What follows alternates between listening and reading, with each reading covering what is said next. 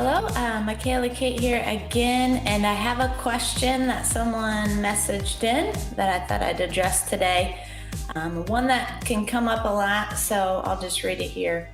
It says, do you think if a culture is absolutely toxic, it can be changed, or does it require a leadership change to shift away from toxicity? Great question.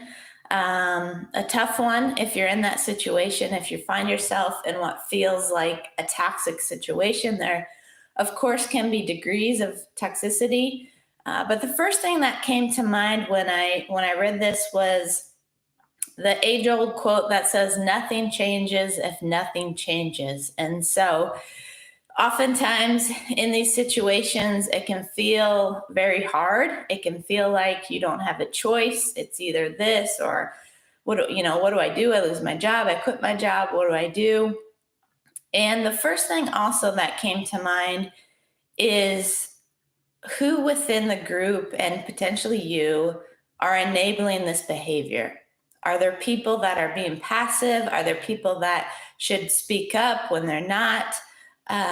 There has to be an environment and atmosphere that creates, or I'd say that allows for this toxicity. So it's something to think about moving forward. If you do want to see change, if you want to see, standing up to a toxic leader or whatever the situation might be. But a few kind of questions to think about if you find yourself in this situation. The first one is thinking about, is it hindering your ability to grow? It probably depends how close you are to the toxic leader or leaders, but is it hindering your ability to grow? Is it affecting you mentally, emotionally, spiritually, all those sorts of things? And so that's something to really think about, consider. Oftentimes it's good to kind of scan back and take a kind of honest evaluation of your life to say, in the past 6 months to a year, have I gotten better in some areas? Have I gotten worse? How is this environment affecting, you personally, you as a team, those sorts of things.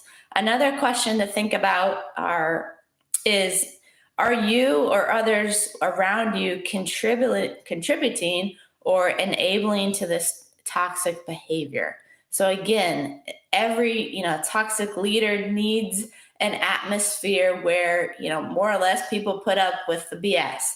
And so to think about how much are you or people contributing to it, and what can you do? And maybe the right answer is you've tried, different things and you've gotten pushback, you've gotten backlash for speaking up. And so, oftentimes those are pretty telling signs that it's not a safe place, it's not a healthy place.